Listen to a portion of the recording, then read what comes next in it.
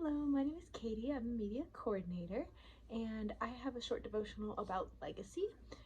This is based off of a sermon I heard at my church a couple of months ago, and I really kind of liked the idea of legacy. And legacy, as my pastor described it, is gives you the opportunity to live for a purpose bigger than you and for longer than you. We are only going to be here for a short amount of time, but God can use you and while you're here and while after you are gone, if that means, but that doesn't necessarily mean when you die or when you do anything like that, but it also can mean when you leave a situation you're in.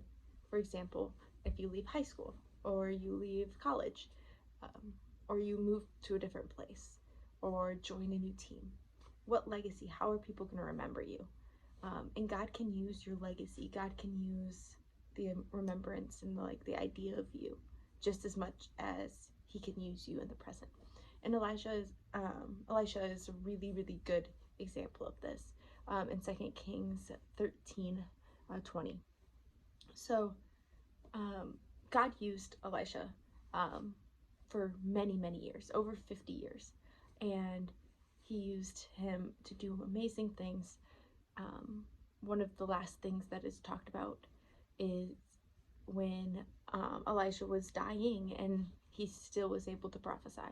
The story is told, if you want to read the whole thing, it's 2 Kings 13:10 through 19. And it's just about how Elijah predicts the outcome of a war. And so God can use you in the present. But what I want to talk about is how God can use you after you're gone as well.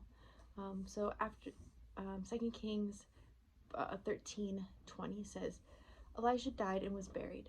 Now Moabite raiders used to enter the country every spring. Once while some Israelites were burying a man, suddenly they saw a band of raiders. So they threw the man's body into Elisha's tomb. When the body touched Elisha's bones, the man came to life and stood up on his feet. Bones themselves can't do that, but God can, and God can use you. And this is a very tangible example of God using you after you're gone.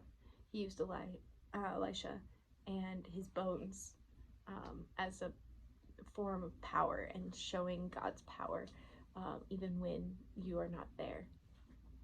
But this can be seen in a lot of ways, including how you treat people and the way you live your life.